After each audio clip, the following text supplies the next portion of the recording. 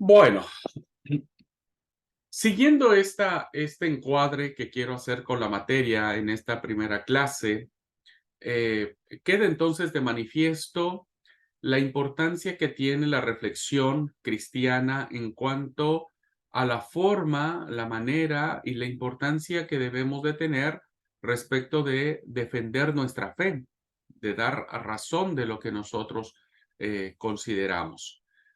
Bueno, esto se hace mucho más difícil, queridos alumnos, porque porque nos encontramos con esta realidad. Voy a compartir la pantalla. Y la realidad con la que nos encontramos, ¿verdad? Es que, a ver, voy a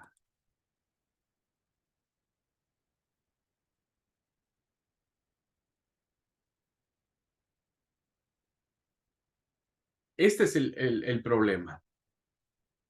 Vean ustedes, ¿verdad? Vean ustedes cómo en términos de estadística tenemos el problema de la fe cristiana. Esta es una estadística muy interesante que tiene que ver con las principales religiones que existen en el mundo.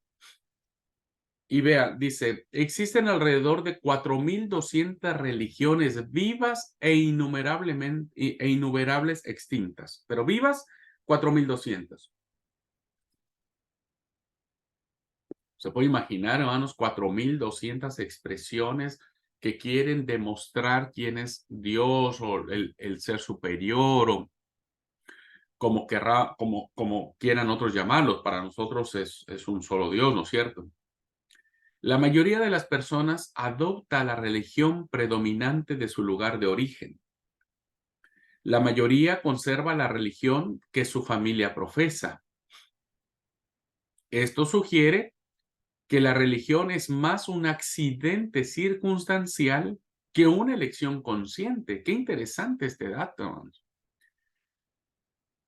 Aplicándolo al cristianismo, entonces, si nosotros vivimos aquí ¿cómo se llama? En Argentina, bueno, y si mi papá es de la Iglesia de Dios, mi abuelita es de la Iglesia de Dios y mi bisabuelita también, entonces yo y mi descendencia tendrían que ser de la Iglesia de Dios, séptimo día, ¿verdad? Pero si vivo aquí en la Argentina, bueno, acá como hay libertad religiosa, pues elijo ser cristiano. Esto sugiere entonces que la religión es más una situación circunstancial. Naciste en un país donde el cristianismo, o sea, está presente y bueno, es probable que seas cristiano. O si naciste dentro de un círculo cristiano, una familia cristiana, es probable. Entonces, parece ser que se deja de lado la elección de ser cristiano, ¿no es cierto? Un segundo, hermano.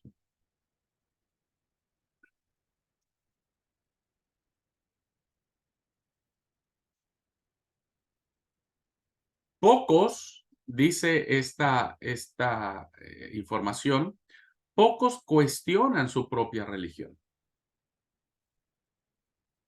Y este es un problema que lo vemos dentro de nosotros mismos. Pocos cuestionamos nuestra religión. Mire, les voy a poner un ejemplo, muy sencillito, muy práctico, pero muy real. Nosotros, al menos aquí en Argentina, está la idea de que la carne de chancho no se come, ¿verdad? Y he visto y he percibido que muchos de los miembros de nuestra iglesia es así como que a rajatabla, ¿viste? Como que no deberíamos comer carne de chancho porque no está permitido, etcétera. Incluso algunos hermanos vieron que cuando uno va a un restaurante o a una parrilla, más bien, el mozo trae en una bandeja la carne de chancho y la carne vacuna. Y he estado presente, hermanos que dicen, no, no, yo no como de eso porque ya está como que se tocó con la carne de chancho y ya no está. O incluso algunos dicen, a ver, ¿dónde asaste la carne vacuna? ¿La asaste en la misma parrilla que la carne de chancho? No, pues que sí, no, listo, yo no como esa situación. Bueno, muchos entonces crecimos con esta concepción de lo que era la carne de chancho, ¿no es cierto? Porque, bueno, como iglesia nos educaron eso. Incluso llegó un momento en la iglesia donde comer carne de chancho casi casi era pecado, casi casi era motivo de perder la salvación. Entonces, muchos nos cuidábamos de comer chancho, no por otra cosa, sino por perder la salvación. Ahora, ¿cuál era el problema de esto? Pues el problema era de que ni siquiera sabíamos las razones por las cuales no podíamos comer chancho.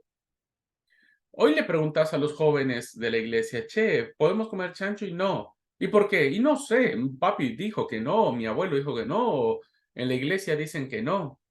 Pero mostrame en la Biblia dónde dice que no. No, no tengo ni idea. No saben ni siquiera dónde está regulado el texto. No cuestionamos. Insisto, nosotros venimos de una generación que no cuestionaba nada. Nos decían eso y bueno, listo, está bien. Hay que guardar el sábado y entonces muchos por eso guardan el sábado de manera muy religiosa, muy legalista, porque no cuestionábamos, no preguntábamos, no decíamos, pero ¿y por qué? ¿Y dónde sale? ¿Y quién lo dijo? Explícamelo, déjame leerlo, yo profundizo, yo leo, etcétera. Entonces estamos, y este ejemplo que pasa en nuestra denominación sucede en todas las denominaciones. Hay católicos que se dicen ser católicos, pero no saben nada del catolicismo. Se les llaman católicos confesantes. Se confiesan ser católicos, pero no practicantes, ni van a misa. A veces sucede lo mismo con los cristianos, ¿verdad? Con los protestantes. Somos más confesantes que practicantes. Este problema, queridos hermanos, nos lleva entonces a la disyuntiva de no estar preparados para poder dar una respuesta. A veces decimos, bueno, a ver, pero dime en la Biblia dónde está y empezamos a transpirar porque no tenemos ni idea de dónde dice, ¿no? Los que sabemos un poquito de la Biblia, luego se nos pierden los textos. Sabemos que ahí está, eso sí, eso lo tenemos re claro que está allí y hasta de memoria no lo sabemos. A veces se nos pierde de vista. Pero ¿de qué manera estamos nosotros preparados para eso? Pocos cuestionan su propia religión, porque a veces, hermanos, el cuestionar siempre se ha visto como algo malo. Yo creo que no. Yo les he dicho a ustedes, les digo a todos mis alumnos, tenemos que dialogar con el texto bíblico. No tenemos que tener miedo de cuestionar el texto sagrado. Sabemos que el texto siempre va a ganar, eso sí, se los digo por experiencia. El texto bíblico siempre va a ganar, pero está abierto al diálogo, está abierto a que nosotros vayamos, como lo estamos haciendo en el seminario, estamos profundizando, estamos cuestionando, estamos viendo por qué esto, por qué el otro, qué razón podría haber tenido para estar tal historia, tal evento, tal circunstancia, por qué el autor lo pudo haber escrito de esta manera, por qué era lo que tenía la intención, etcétera, etcétera. El texto está para dialogarse. Pero a veces nos encontramos en denominaciones, y muchos conocemos, ¿no? Principalmente las que se han separado de nuestra iglesia aquí en Argentina, que se han vuelto sumamente cerradas. Y nadie cuestiona al líder. Ojo con cuestionar al líder, te sacan rajando de allí, ¿no? Entonces, ni se les da oportunidad de preguntar ni de cuestionar. Hoy no, hermanos, hoy los jóvenes, algunos tienen allí, viste, el gusanito, no se atreven porque, bueno, todavía están medio sometidos, pero otros, principalmente los de las grandes urbes, los de las grandes ciudades, que están rodeados ya de otras formas de pensamiento, otras ideologías. Quédese re tranquilo, querido hermano, que van a cuestionar y van a preguntar. Cerca de 1.100 millones de personas, es decir, el 16% de la población mundial, no tiene afiliación religiosa y el porcentaje sigue creciendo. No le importa la religión. 1.100 millones de personas que no quieren saber de Dios, que no quieren saber de Cristo, que no les interesa la iglesia, que no les interesa la religión. Son como Mahatma Gandhi, ¿no es cierto? Que él dijo una frase, me gusta Cristo, me gusta Cristo, pero no me gusta la iglesia, no me gusta la iglesia. Y estamos teniendo este fenómeno dentro de nuestras filas de la iglesia, no nos gusta la iglesia a muchos.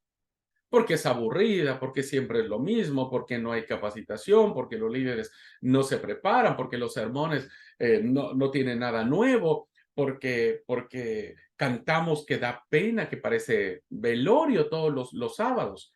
No nos está gustando la iglesia, los jóvenes, no les estamos ofreciendo nada nuevo entre dos grandes comillas, ojo con lo que estoy diciendo, pero no les estamos ofreciendo nada nuevo.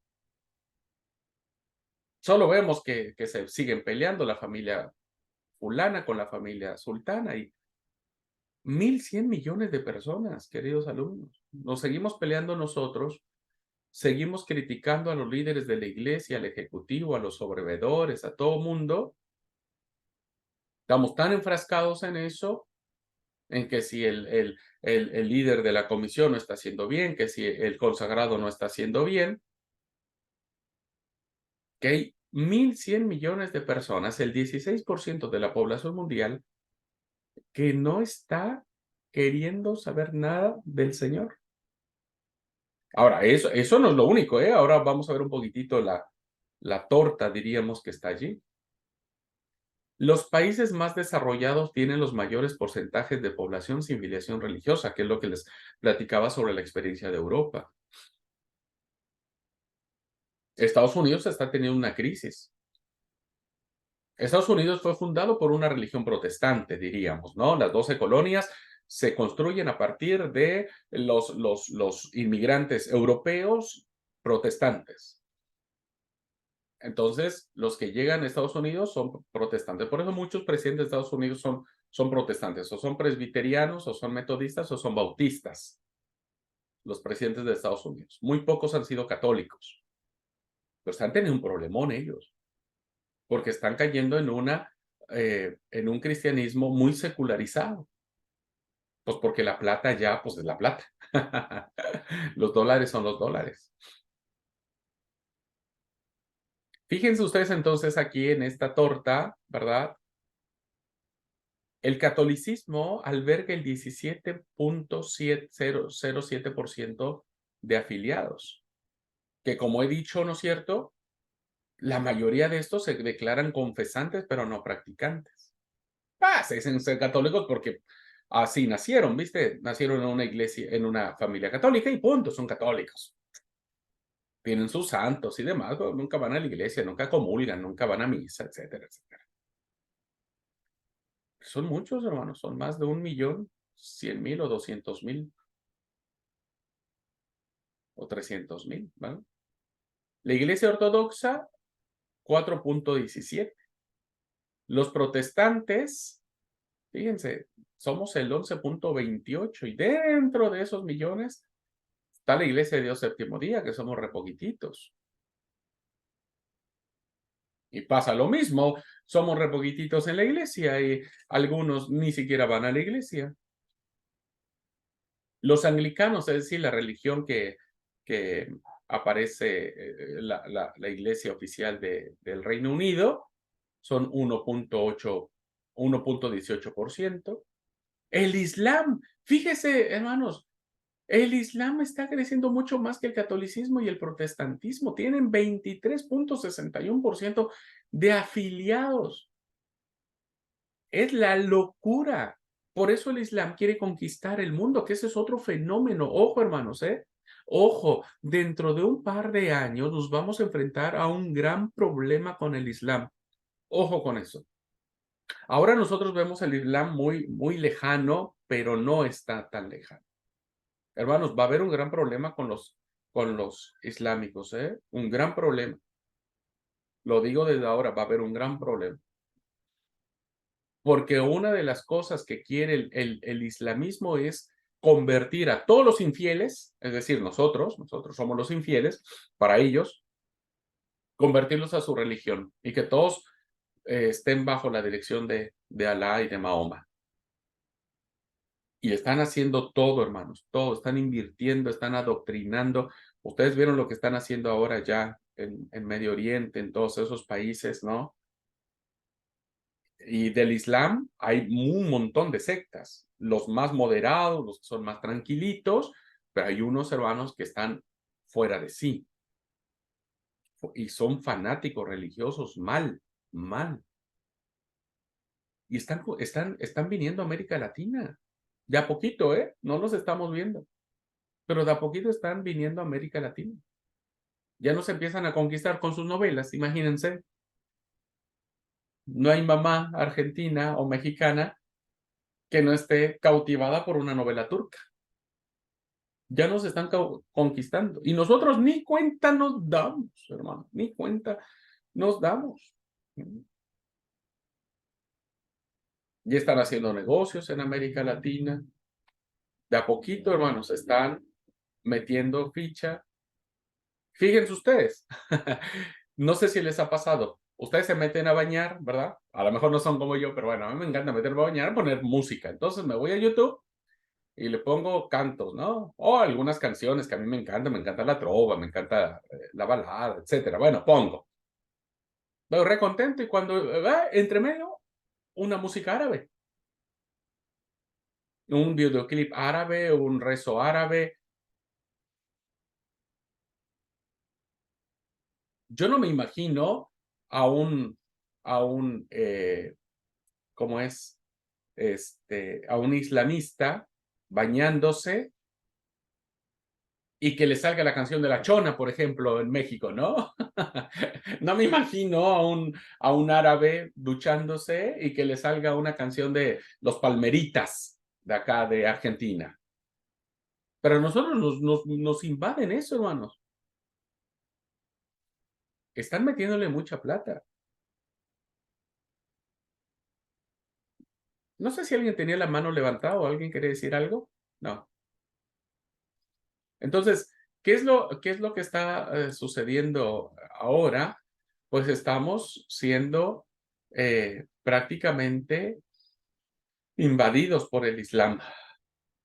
No sé cómo va a acabar todo esto, pero ellos están reclutando gente, y principalmente su objetivo principal son los jóvenes, ¿no?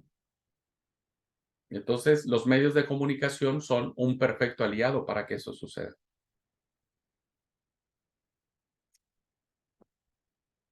Los budistas tienen 2.78, interesante número, imagínense, son más que los anglicanos. Los hinduistas son 12.50% de la población mundial. La religión tradicional china, 4.86%. Religiones indígenas que hoy están volviendo a ser moda, las religiones autóctonas, ¿verdad? Que están plagadas de un montón de misticismos y de animismos mal. Y tenemos las religiones afroamericanas también que están volviendo otra vez. Fíjense, tiene 1.39, mucho más que la religión anglicana en el Reino Unido. Ahora, si seguimos esto, hermanos, sacando el catolicismo y el protestantismo, ¿verdad? Entre el islamismo, el budismo, el hinduismo, los chinos, los indígenas y los afroamericanos, estamos en un grave problema de cómo vamos a defender la fe. Bueno, déjenme compartir con ustedes un video. Déjenme compartir con ustedes un video que me pareció muy interesante. Eh, un segundo. Este video está acá. Bueno, escuchen con atención que eso es lo que está sucediendo hoy en día.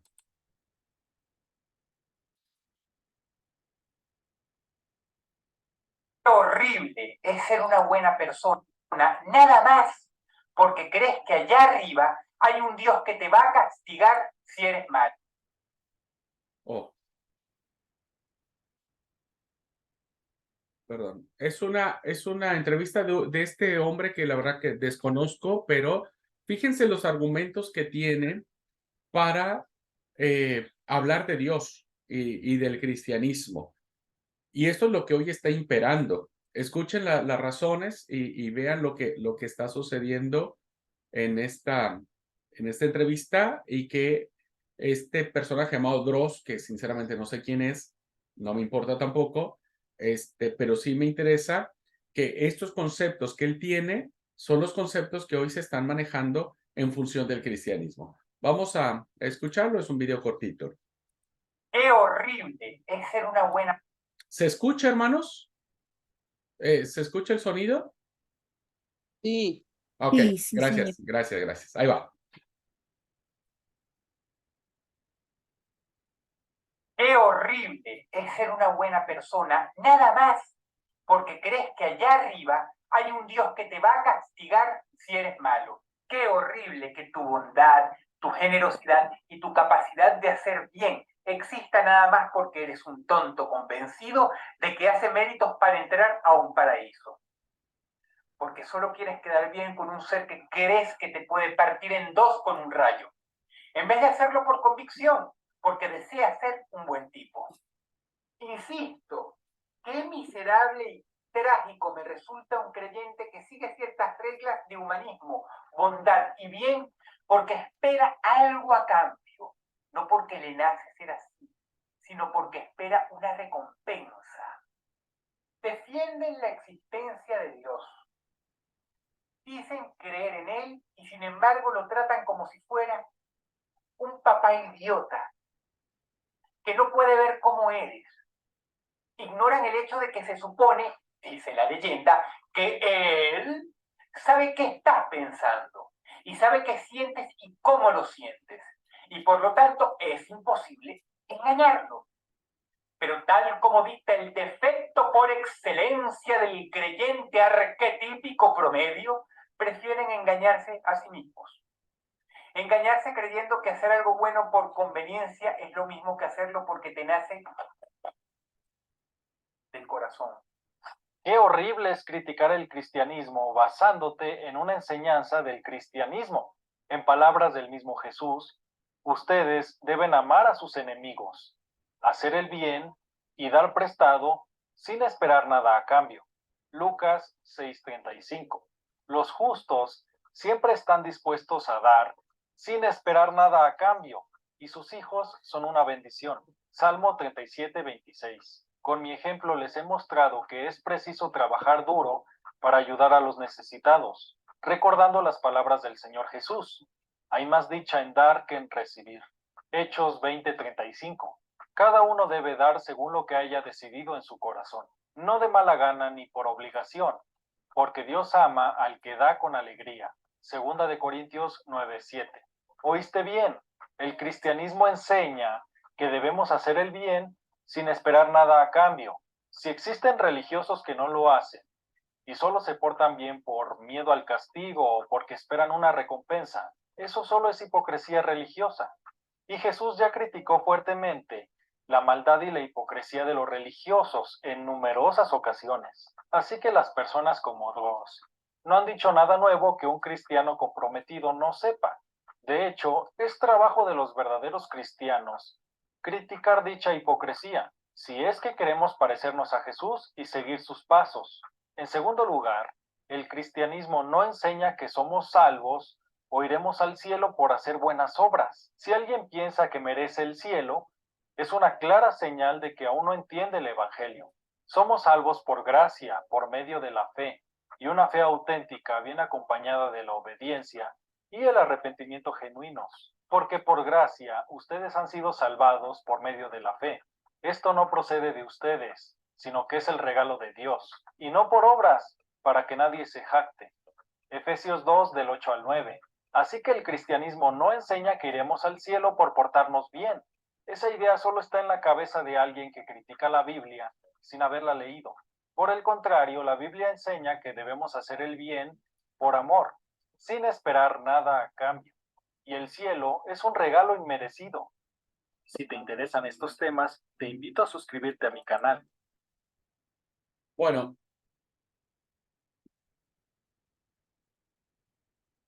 esta defensa, esta apología que está haciendo este hombre, que bueno, dicho sea de paso, nosotros creemos que no vamos al cielo, claro está, pero fíjense cómo nosotros en este ejemplo que elegí de este video, tenemos que aprender a dar respuesta ante posturas tan exacerbadas, diría yo, de personajes como el que vimos, ¿no es cierto?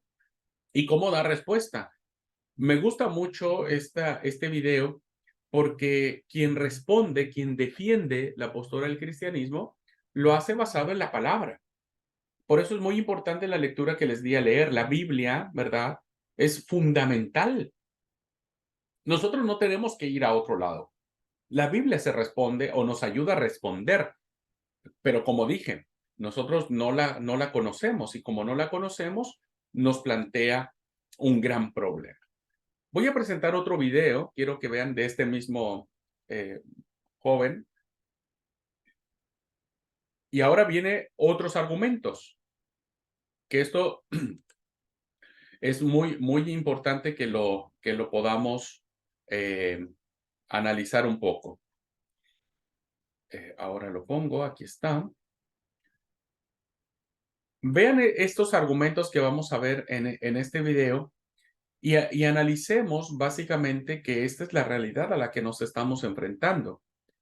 Ahora, el primer video tenía que ver con elementos, entre comillas, básicos de todo esto, ¿no? De personajes que quieren seguir viendo el cristianismo como retrógrada, como tontos, como estúpidos, como convenencieros, como todo esto, ¿viste? Que es una postura muy generalizada. Pero ahora vamos a ver en este video argumentos mucho más fuertes, más contundentes, que insisto, tenemos que aprender a dar respuesta. Este chico las da, y esto es un ejemplo de apología o de apologética. Bueno, vamos para allá. Dios es imposible, innecesario, indeseable y no hay ninguna evidencia de su existencia. Este señor acaba de hacer 4 afirmaciones.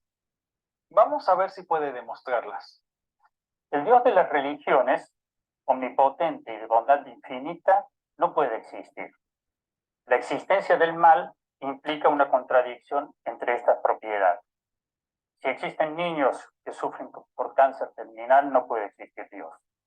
Existe Auschwitz, no existe Dios, dice Primo Levi. No hay una contradicción si Dios tiene suficientes razones morales para permitir el sufrimiento. Al parecer, este hombre está presentando la versión lógica del problema del mal, la cual dice que el mal hace que la existencia de Dios sea lógicamente imposible. Es imposible que Dios y el sufrimiento existan, de la misma manera que es imposible que un soltero que está casado exista.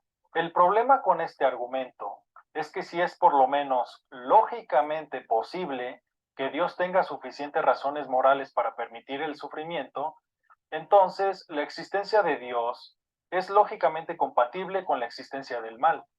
Dios podría permitir el sufrimiento para producir un bien mayor. Hay muchas virtudes morales que dependen de que primero exista el sufrimiento, como la compasión, la valentía, el altruismo, el cuidado, la protección, la confianza, el respeto y un largo etcétera. Entonces, para que este señor logre probar su afirmación de que Dios es imposible, debe primero demostrar que es lógicamente imposible que Dios tenga suficientes razones morales para permitir el sufrimiento, cosa que este señor no hizo. Por lo tanto, su primera afirmación no está justificada. Al contrario, si decimos que existe objetivamente el mal, asumimos que existe el bien. Si existe el bien y el mal objetivamente, entonces hay una ley moral objetiva. Y si hay una ley moral objetiva, entonces existe un legislador moral trascendente y supremo. Por lo tanto, la existencia del mal prueba la existencia de Dios. Así que Dios es necesario para explicar la ley moral objetiva que experimentamos todos los días. Hay cosas que están bien y cosas que están mal, independientemente de la opinión de la gente. La moral no depende de la opinión de la mayoría. Si mañana apareciera un grupo que creyera que violar está bien y lograran convencer a los demás, eso no significaría que violar está bien, seguiría estando mal. Por lo tanto, hay una ley moral trascendente que nos llegó desde afuera. Por lo tanto, viene de Dios. Un Dios creador no es necesario. Uno de los más importantes logros de la física del siglo XX es poder explicar el universo, cómo el universo apareció sin la necesidad de un creador. El universo aparece como una fluctuación cuántica que se amplifica y se materializa en lo que observamos hoy. Esta explicación tiene mucho soporte teórico y experimental, aunque algunos aspectos aún deben ser aclarados. Es un modelo racional, muy confiable y de todas maneras es mucho más aceptable que la idea absurda de un ser sobrenatural creando a la naturaleza. Nuevamente, el avance del conocimiento implica un retroceso de los mitos y religiones. Esta correlación entre mayor conocimiento y menor religiosidad también se presenta en individuos. Encuestas hechas en Estados Unidos e Inglaterra muestran que más del 90% de los científicos de más alta jerarquía no creen en los dioses de las religiones. Es cierto que la ciencia postula que el universo surge de una fluctuación cuántica contenida en el vacío. Es decir, en estas teorías, es el vacío cuántico lo que produce el espacio-tiempo y la materia. Pero adivina cuál es el problema. El vacío cuántico no puede ser eterno. Este señor asume que el vacío cuántico es eterno, pero no lo es. El vacío cuántico comenzó a existir, y si comenzó a existir, requiere una causa, y volvemos a Dios como primera causa. Podemos incluso reformular el argumento cosmológico de la siguiente manera. Todo lo que comienza a existir tiene una causa. El vacío cuántico comenzó a existir. Por lo tanto, el vacío cuántico tiene una causa. ¿Y quién creó a Dios? No falta esa pregunta en los comentarios. Escucha con atención. Yo no he dicho que todo lo que existe tiene una causa. Lo que yo dije fue que todo lo que comienza a existir tiene una causa. Dios es eterno, siempre existió. Por lo tanto, Dios no requiere causa. El punto es que necesitamos una primera causa eterna para explicar la existencia de todas las cosas que comienzan a existir. Quiero que esto quede muy claro. Debe haber una primera causa eterna que siempre existió. Más bien, la pregunta que se plantea es, ¿esta causa eterna que da origen a todo, es el vacío cuántico o es Dios? Como ya dije, yo creo que el vacío cuántico no puede ser eterno. Como explican los astrofísicos Anthony Aguirre y John Cajáis, es muy difícil diseñar un sistema, especialmente uno cuántico, que no haga nada por siempre y luego evoluciona. Un estado cuántico verdaderamente estacionario o periódico que duraría para siempre, nunca evolucionaría, mientras que uno con alguna inestabilidad no duraría por un tiempo indefinido. Si el vacío cuántico fuera eterno, tendría que ser inmutable para poder ser verdaderamente estacionario, verdaderamente estático y duradero. Pero si es inmutable, jamás habría dado origen al universo. Estaría congelado sin hacer nada. Y si este vacío cuántico tuviera cualquier perturbación o inestabilidad, no duraría para siempre. No podría existir siempre. Entonces tendría un comienzo y por lo tanto requeriría una causa. Así que quiero que presten atención. La primera causa de todo no solo tiene que ser eterna, también tiene que ser inmutable. Y tenemos dos posibilidades, que la causa del universo sea personal o impersonal.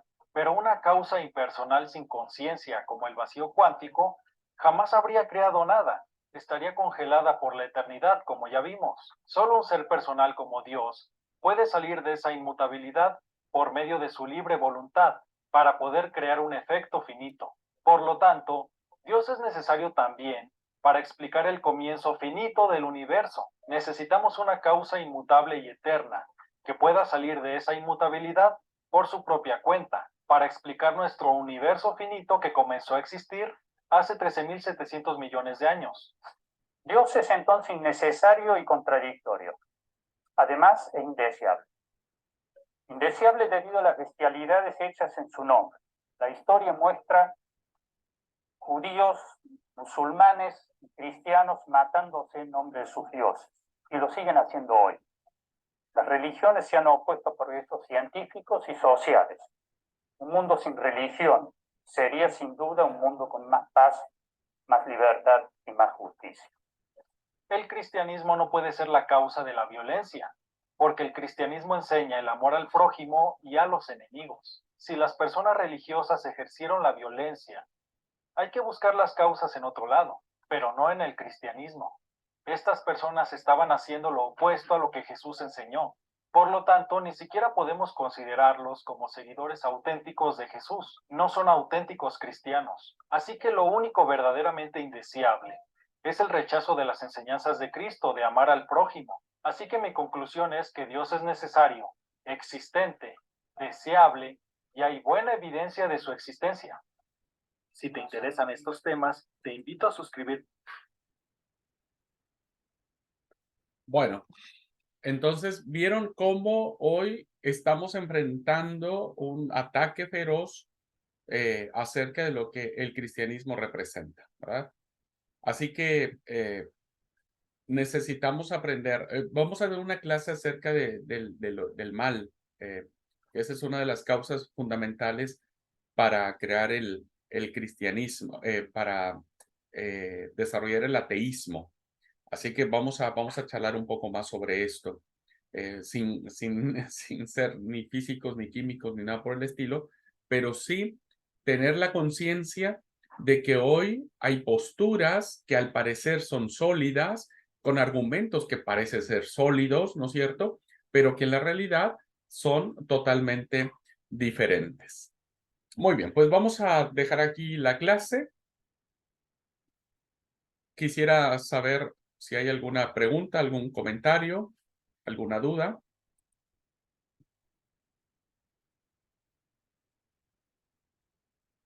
Vamos a estar manejando algunos temas, ¿verdad? Que son como la base que se tiene para negar la fe. Pero, ¿qué les ha parecido? ¿Qué les llama la atención de todo esto? ¿Hasta dónde hemos podido mirar esta realidad y cómo la podríamos enfrentar? ¿Sí, Esme, adelante? A mí me ha parecido muy interesante la clase. Me llama la atención el hecho que la clase nos pueda confrontar a saber en qué hemos creído y si somos o no somos. Hemos pasado por la vida y bueno, yo digo, porque ya llevo muchos años por delante, y a veces hasta en lo más sencillo, en lo más simple, no hemos sabido defender nuestra fe.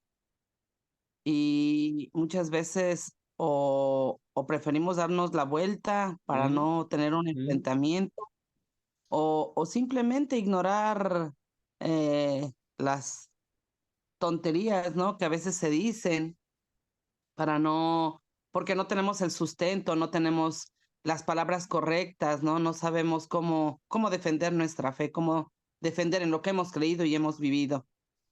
Y bueno, yo creo que esta clase nos va a ayudar a tener esas, si no los recursos bíblicos, porque no nos los memoricemos, pero por lo menos los recursos en nuestra boca, ¿no? En decir, yo defiendo a Cristo porque lo vivo, porque he caminado junto con Él, porque lo he sentido, porque me ha abrazado, porque he llorado en sus brazos y porque Él ha estado conmigo, ¿no?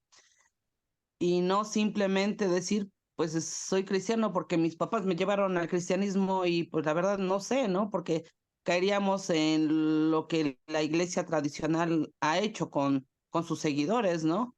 Que muchas veces tú les preguntas y les presentas a Cristo y te dicen, sí, es muy bonito, está muy atractivo, pero mis papás me dijeron que yo iba a ser católico, apostólico, romano y no sé por qué, pero aquí me quedo.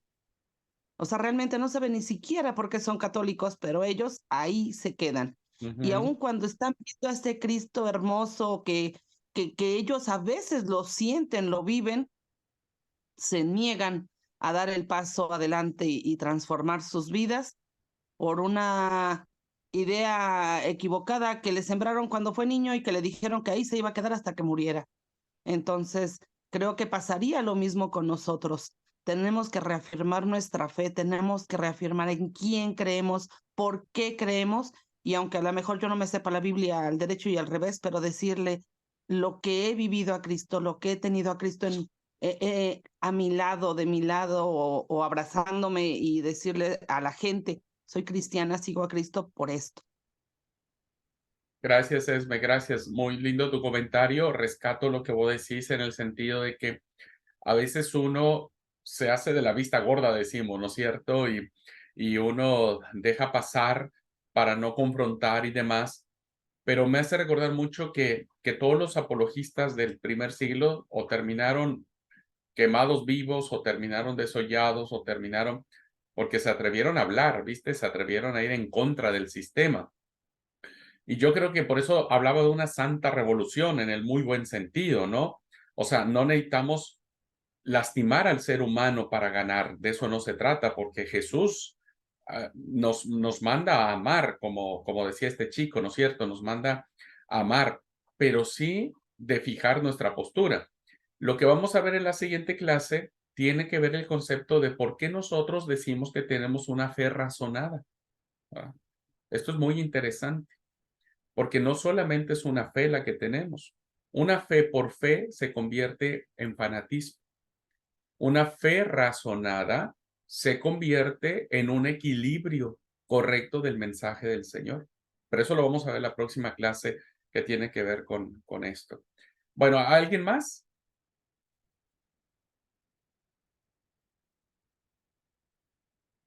¿Vamos bien o nos regresamos, hermanos?